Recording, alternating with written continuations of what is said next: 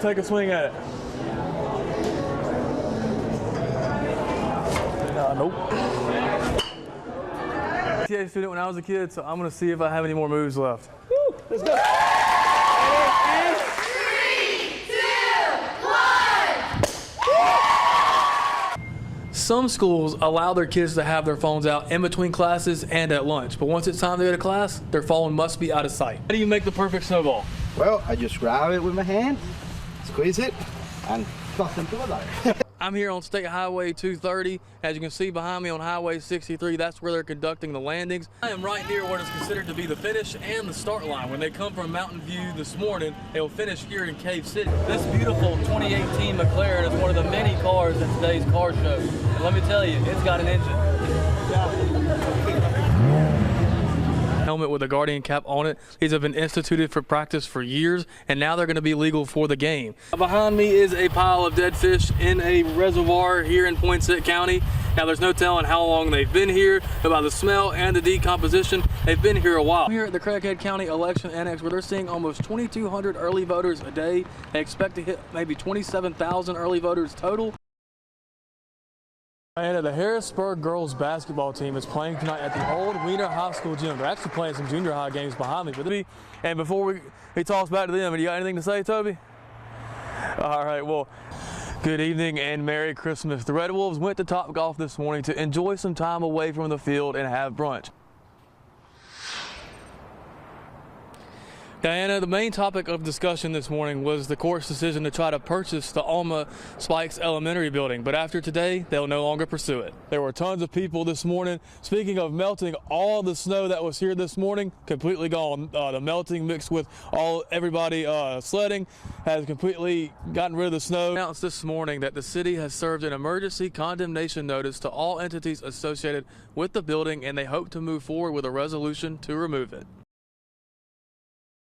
Sergeant Charles Beatty was a native of Lake City. He served in World War II and in the Korean War. He passed away on December 3rd, 1950 at the Chosin Reservoir Battle in North Korea. I went to the home of Tracy Goss in Paragould, and what she had blew my mind. I'm a history nerd as much as anyone, and she had artifacts and documentation dating as far back as the early 1900s. And she told me that her husband, and their 2 grandchildren were home and asleep when they noticed their house was on fire on Sunday morning at 3 a.m. Most of us enjoy celebrating Independence Day with fireworks, but our furry friends, not so much. So here's some tips on how you can take precautions for your pets. Diana, I got body cam footage and surveillance video from the gas station of the standoff between officers and Wesley Ford.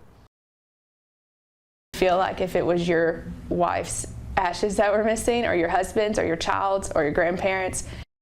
That family now asking how you would feel if you saw the people who stole your loved one's ashes. Thank you for joining us tonight. I'm Diana Davis. Bryant Kwilecki spoke with a close friend of the family and the Walnut Ridge Police Department about the theft. And Bryant, what were you told? Diana, Sean Houston had his wife Stephanie's ashes in the safe in the bedroom, which was stolen early Monday morning. Now the family and close friends are hoping to get her ashes back. Something that can't be replaced. A loved one's ashes gone after an early morning break-in Monday in Walnut Ridge. Sean Houston married his wife Stephanie in 2012. Stephanie has always been the most kindest, generous human. Like, she would do anything for anybody. But tragically, she passed away in 2020. Stephanie was just his whole world, so to even think that if that's all he had left of her to be gone, it's just really heartbreaking. Alyssa Craig is a family friend and said Sean was going to take Stephanie's cremated remains to Maui and spread them along the beach. He was wanting to take them there, as a last, commemorative to her, because she was really, really big into scuba diving, so. But before he could, another tragedy. 2 men drove up to his home on a 4-wheeler and broke in, stealing a safe that contained her ashes. Ring camera footage from a neighbor shows the 2 men riding down the street with the safe on the back. The safe contained guns, money, and most importantly, a small bag of Stephanie's ashes. Walnut Ridge Police Chief Jordan Cooksey says this one is personal for him and his officers. They're following every lead that comes in. I have officers that actually are working after hours on their own time trying to hunt it down. Cooksey says they do have suspects in mind and that he wants to try and get everything that was stolen back, especially Stephanie's remains. It's something that obviously is near and dear to him, and it's something that most anyone could feel like they could put themselves in that situation and wouldn't even want to think about the loss of something that dear. All that other stuff can be replaced, but we want Stephanie back. We can't have her back in any other sense of life, but we want what we have left of her back, and those kids deserve to have that piece of their mom back. Now, Craig did tell me that there is a cash reward for anyone that has any information about the stolen safe, and if you do have any information, contact Walnut Ridge Police Department. In studio, Bryant, Kwilecki, K8 News. Know about the All-American Girls Professional Baseball League that began back in 1943. But have you heard about the All-American Redheads? Well, they were a world-traveling women's basketball team known for both their tricks on the court and their vibrant hair color. Bryant Kwilecki from our NBC affiliate KAIT spoke with the former Hoopers as they reunited just this past weekend. Are the redheads pretty and trim? We come to your town to play ball and win. The All-American Redheads were a traveling professional women's basketball team known for breaking barriers in the sport. They got their start in 1936. Willa Faye Mason, or Red as they call her, is the oldest living member of the team. She joined in 1949. One time I had seen the Redheads play at my gymnasium, and I couldn't believe that girls could play basketball like that. They would do tricks and play against the men, and even won against men's teams. The Redheads were a team that were made up of wonderful girl basketball players, and the booking sent us all over the USA, Canada, Alaska, and into Mexico. You would have to try out, just like you would any other sport. You'd try out, shoot, pass, and things like that. And then, of course, we trained a couple months where you learned how to do the tricks. But you had to be able to play ball. He wanted the best of the best. In 1955, the Redheads had a new owner by the name of Orwell Moore and a new base in Caraway, Arkansas. This weekend, the team was back in Jonesboro for a reunion. We just kind of try to get together every so often. As I said, I'm the youngest, and then some of these are older. Our oldest was Red, obviously. We don't know how many years that they have left, so we don't want to lose that time that we get to fellowship and have time with them. The All-American Redheads stopped traveling and playing in 1986, but their legacy lives on. They are recognized at the Women's Basketball Hall of Fame and the Basketball Hall of Fame. In your heart, you build a love for all the Redhead players and experiences that we've had, and it just was a good thing. I grew up with the Redheads. They also are excited with how the women's game has evolved today, with the stardom of players like Caitlin Clark bringing more eyes to the game. We were the trailblazers to set it up for them to become who they are today. Today, it's just really come across, you know, with Caitlin Clark and many wonderful players of the past. For NBC News Daily, I'm Bryant Kwilecki. Thanks, Bryant. Stay with us. You're watching NBC News Daily, and you. Welcome back. Tonight, we share the story of Brooklyn Pendarvis, a Highland High School junior who tragically lost her life in a car accident on September 13th. Her family and friends all mourning the loss of a young woman who they say just loved everyone. Our Bryant Kwilecki spoke with her parents and friends about how special she was and the legacy she left behind. She made everybody feel important. Yeah. It didn't matter who you were. She would put a smile on their face. A smile that is missed every day.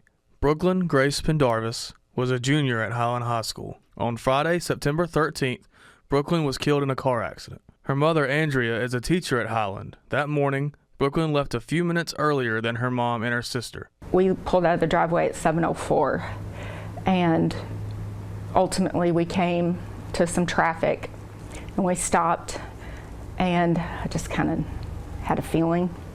And I told Macy, I said, pull up Life 360 and see where your sister's at. And she pulled up the phone and she showed it to me, and her little icon right there wasn't moving. And I knew. Pendarvis was 17 years old. Her mother said Brooklyn loved everyone from a young age. She was the happiest baby, the happiest toddler, the happiest little girl ever. She saw it at school. I had so many other students tell me that they were sitting alone in the lunchroom, and Brooklyn went and sat with them. She saw her love at home when she cared for a baby calf, even if it meant occasionally leaving a sleepover early once or twice. She was worried all night. She had to get up and go feed George. She's like, y'all don't let me sleep in because George will be mad at me. Yeah. So she was really worried about her cow. She loved her cow.